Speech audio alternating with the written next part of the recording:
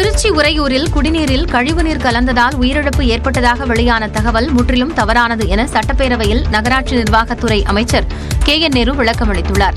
திருச்சி உறையூரில் குடிநீரில் கழிவுநீர் கலந்தது தொடர்பாக சட்டப்பேரவையில் நேரமில்லா நேரத்தில் எதிர்க்கட்சித் தலைவர் எடப்பாடி பழனிசாமி கவன ஈர்ப்பு தீர்மானத்தை கொண்டு வந்து பேசினார். அப்போது அவர் கழிவுநீர் கலந்த குடிநீரை பருகியதால் 4 பேர் உயிரிழந்திருப்பதாக கூறினார். குடிநீரில் கழிவுநீர் கலப்பது குறித்து பொதுமக்கள் புகார் கொடுத்தும் சரி செய்யாத அதிகாரிகள் மீது நடவடிக்கை எடுக்க வேண்டும் என்று வலியுறுத்தினார். இதற்கு பதிலளித்து பேசிய அமைச்சர் KN நேரு, உறையூர் பகுதியில் 18ஆம் தேதி வாந்தி மயக்கத்தால் 7 பேர் மருத்துவமனையில் அனுமதிக்கப்பட்டதாக கூறினார். உடனடியாக அப்பகுதி மக்களுக்கு சுகாதார பணியாளர்கள் மூலம் சிகிச்சை வழங்கப்பட்டதாகவும் இதனைத் தொடர்ந்து 53 பேர் உள்நோயாளிகளாக சிகிச்சை பெற்று வருவதாகவும் கூறினார். 3 பேர் பலி என்பதற்கு ஆதாரமற்ற பொய் செய்தி என்று சமர்ப்பித்துக் கொள்கிறேன். இவ்வயிற்று போற்றுக்கு அருகில் உள்ள கிராம பகுதிகளில் காணப்படுகிறது. இப்பகுதிகளில் நடந்த சித்திரை தேர் திருவிழாவில் உணவு, மோர் மற்றும் குளிர்பானங்கள் அறிந்து பாதிக்கப்பட்டதால் இவ்வயிற்றுப்போக்கு ஏற்பட்டிருக்கக்கூடும். குடிநீர் குழாய்கள் மாநகராட்சி பகுதிகளிலும் கிராம பகுதிகளிலும் வெவ்வேறாக உள்ளதால் குடிநீர் காரணமாக இருக்க வாய்ப்பில்லை. வெக்காளியம்மன் கோயில் திருவிழாவில் வழங்கப்பட்ட குளிர்பானங்களை பருகியதால் மக்களுக்கு உடல்நலக்குறைவு ஏற்பட்டிருப்பதாக கூறப்படும் நிலையில் அவற்றை ஆய்வு செய்ய உள்ளதாகவும் அமைச்சர் தெரிவித்தார். நீட் தேர்விலிருந்து விலக்கு அளிக்காவிடில் பாஜக கூட்டணியில் இருக்க மாட்டோம் என கூற தயாரா என்று சட்டப்பேரவையில் எடப்பாடி பழனிசாமிக்கு முதலமைச்சர் MK-ஸ்டாலின் சவால் விடுத்துள்ளார். சட்டப்பேரவையில் மருத்துவ மற்றும் மக்கள் நல்வாழ்வுத்துறை மானிய கோரிக்கை மீதான விவாதம் நடைபெற்றது. அப்போது பேசிய எதிர்க்கட்சித் தலைவர் எடப்பாடி பழனிசாமி, திமுக காங்கிரஸ் கூட்டணி ஆட்சியில்தான் நீட் கொண்டுவரப்பட்டதாக விமர்சித்தார்.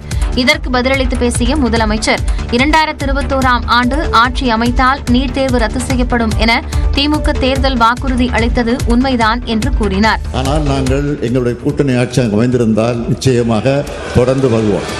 இப்பொழுது நீங்கள் கூட்டணி அமைத்திருக்கிறீர்களே, இந்த கண்டிஷனை போட்டு அந்த கூட்டணியை தொடர்வதற்கு உங்களுக்கு அருகதை இருக்கிறதா என்றுதான் கேள்வி. பாஜகவுடன் கூட்டணி வைக்க மாட்டோம் என கூறிவிட்டு தற்போது கூட்டணி வைத்துள்ளது யாரை ஏமாற்றும் நாடகம் என்றும் முதலமைச்சர் விமர்சித்தார். அதிமுக ஆட்சி காலத்தில் தான் நீட் தேர்வு கொண்டுவரப்பட்டதாக தவறான தகவல் பரப்பப்படுவதாக எதிர்க்கட்சித் தலைவர் எடப்பாடி பழனிசாமி குற்றம் சாட்டினார். சட்டப்பேரவைக்கு வெளியே செய்தியாளர்களிடம் பேசிய அவர், திமுக காங்கிரஸ் கூட்டணியின் போது திமுகவை சேர்ந்த காந்தி செல்வன் அமைச்சராக இருந்தபோதுதான் நீட் கொண்டுவரப்பட்டது என்றார். ஏதோ அதிமுக ஆட்சியில் வந்து அதிமுக இருக்கும்போதுதான் வந்தது என்று தவறான செய்தி தொடர்ந்து முதலமைச்சரும் அமைச்சர்களும் பதிவு செய்து கொண்டிருக்கிறார்கள். இது நாட்டு மக்களுக்கே தெரியும். இது கொண்டு வந்தது காங்கிரஸ், திமுக. ஏன் இளைஞர்கள் பாதிப்பாங்க அப்படின்னு உங்களுக்கு தெரியாதா? மாணவர்கள் பாதிப்பான்னு தெரியாதா? கொண்டு வந்தது இவர்கள். அதை தடுப்பதற்கு நாங்கள் கடுமையான முயற்சி எடுத்தோம், ஆனால் முடியவில்லை. இதேபோல நியூஸ் 18க்கு பேட்டியளித்த கோவை தெற்கு தொகுதி MLA வானதி சீனிவாசன், நீட் பற்றி அதிமுகவுடன் விவாதித்து விட்டோம் என்றார். இதுக்கு மேல என்ன பதில் உங்களுக்கு? அதிமுக இந்த விஷயம் ஏற்கனவே பல முறை நாங்க விவாதிச்சாச்சு, தகவலும் சொல்லியாச்சு. பிஜேபியோட நிலைப்பாட்டை நாங்க ஏற்கனவே சொல்லியாச்சு. நீட் தேர்வால் அரசு பள்ளி மாணவர்கள் பாதிக்கப்படக்கூடாது என 7.5% இடஒதுக்கீடு கொண்டு வந்தவர் எடப்பாடி பழனிசாமி என்றும் வானதி சீனிவாசன் கூறினார்.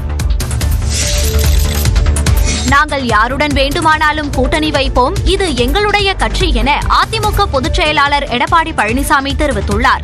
சட்டப்பேரவை வளாகத்தில் செய்தியாளர்களிடம் பேசிய அவர், பாஜகவுடன் அதிமுக கூட்டணி அமைத்ததால் முதலமைச்சர் அச்சமடைந்துள்ளார் என்றார்.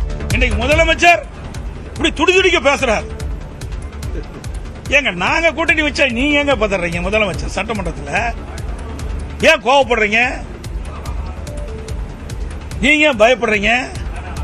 அதிமுக யாரோடாலும் கூட்டணி வைப்போம், அது எங்களுடைய விருப்பம், எங்களுடைய கட்சி.